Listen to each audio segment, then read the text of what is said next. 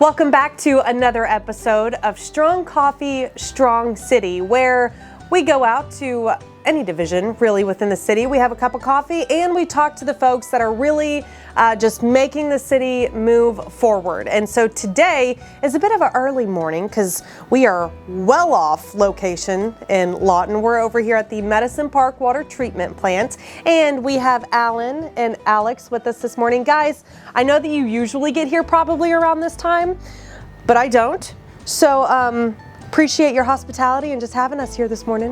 Good morning. Yeah, all right, so Alan, how long have you been working with the water treatment plant, and tell us what you do? I've been with the city for 5 years now, at this treatment plant for 2 years, then I've been in the lab tech at the Southeast Water Treatment Plant for the last 3 years. Okay. And as the lab tech, I handle maintaining all the analyzing equipment and looking over some of the data that we submit to the state to make sure everything is okay. Wow, okay, and Alex, same for you. I've been with the city for 6 years. I'm a maintenance technician. I'm part of a three-person team out here, and we take care of pretty much all equipment we have here on campus, and then some of the pump stations too. Okay, so you're at the Southeast Water Treatment Plant, and your home base is here in Medicine Park. So whoever wants to talk, but tell me the difference between those two plants. Why do we have two plants? Go ahead, Alex. This is just the older plant, just for redundancy. The city started expanding, so we have two different plants now, and then they're also exploring well sites and things like that. So it helps with just demand for the city. Okay, and so water treatment, that's something that everybody cares about. It's something that impacts all of us. Can you kind of walk me through the process of what that means for the city? Where are we getting our water? How is it cleaned, and how is it sent back to our citizens? So, depending on what side of town you live on, is the side you get the water from in terms of source. The Medicine Park plant gets it from Lake Latonka, which is just right at the top of the hill here. And the Southeast plant, depending on the time of the year, we will be drawing from either Ellsworth or Waurika. Okay. And as far as the treatment process, depending on which lake we're on and which plant you're at, it's generally the same with a few minor tweaks because the water sources are all different. Mm-hmm. And so if you haven't been to the water treatment plant, I highly suggest you do so, and we'll talk about tours later on. But in walking through the facility, here it's a huge facility. Whenever we're talking about treating it, is it a chemical what? Yeah. So I don't know anything about this. That's fine. Yeah, we use chemicals and then filtration. Okay. Yeah. What type of chemicals? Quite a long list. Acids, bases, polymers, you name it. And so working here for the last 6 years, whenever citizens hear chemicals, just chemicals in general, it's like, that doesn't, but it's a necessary thing that we need to treat our water, because what type of water is coming in here that we're trying to send back? Right. I mean, it can't be clean. Okay, so what is this that we have behind us? So this is our sludge clarifier. This is where we separate our byproduct from the water. And there's a whole process to treat our water. Mm-hmm. Can you kind of quickly walk me through from the time that it comes in to the time that it leaves? Yeah, so we get water from Lake Latonka. It enters the intake, comes into the plant, and the first process is going to be enhanced coagulation. We add a couple of chemicals, and basically we're making all the dirt in the water heavy. After that, it moves on to flocculation. It's another chemical we add. It basically forms large strains of the dirt in the water. We move on to sedimentation. So we're taking all of those large particles that we've made, settle them down to the bottom, and we remove the clean water from the top. It moves to ozone, which is our primary disinfectant. We use ozone gas, then through filters, just like in a refrigerator, and then out to our clear well, which is where we have our secondary disinfection, which we use monochloramines. So after that, it goes to our big tank out front and then to town. And so this water, pristine? Yes. So most challenging parts of your jobs, what would you say that those are? It's probably the thing I like most about it is that it's something different every day.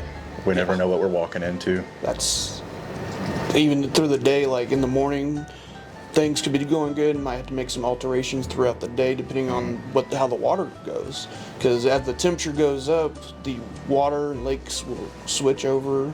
Alkalinity will go up, alkalinity go down, pH go up, pH go down. Yeah. The dissolved oxygen goes up and down depending on temperature, time of day, time of year. Weather. Really? Weather will affect it too, yeah. How? So storms, so towards the end of the summer when we get the storms and the water that falls on the lake is a lot colder than the water that's in the lake. Well, that will cause sometimes shifts in the water. Are y'all also responsible for the floodgates? Yes. Okay. Yes. Flood, I mean, I have to think back to the April floods. I'm sure you were very busy. Yeah, we pretty much lived here. Yeah, okay. Talk to me about how those gates work and why we have to open those sometimes. Yeah, so all that's monitored based off of elevation of the surface of the water, and then we go off of a city policy to open gates. So we'll start by moving them incrementally in inches of 6 inches at a time.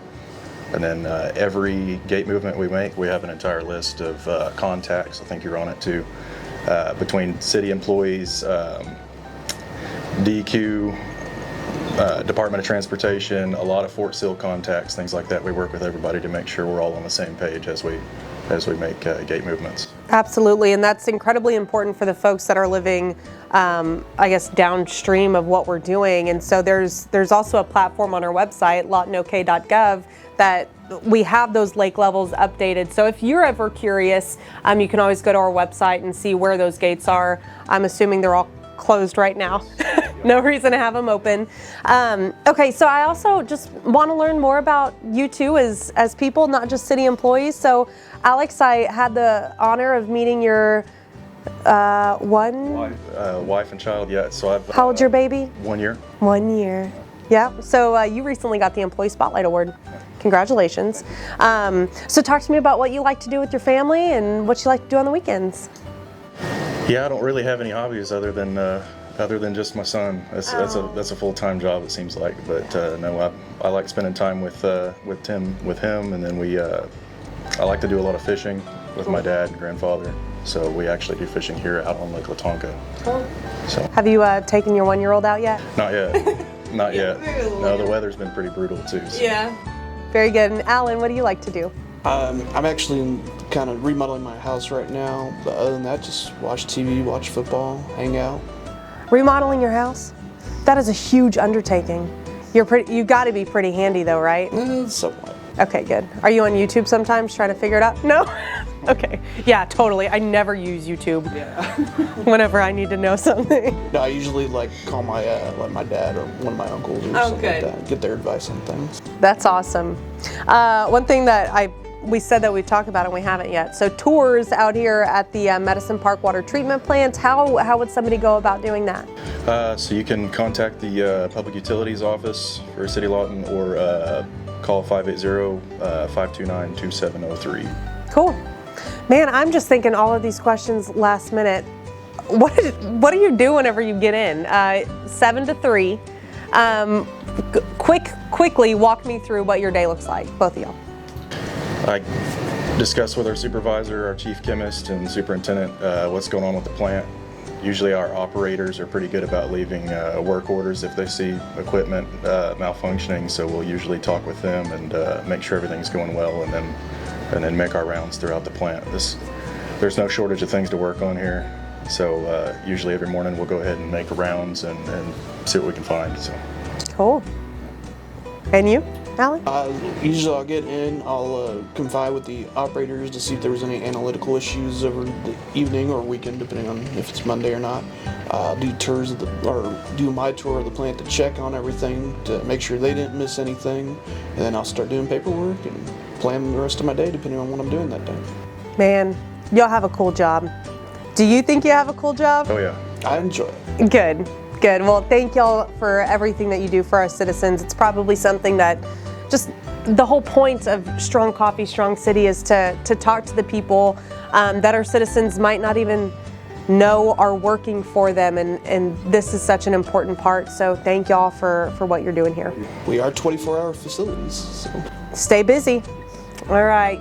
Guys, thank you so much for watching another episode of Strong Coffee, Strong City. Can't wait to bring you back another. Until then, have a great week.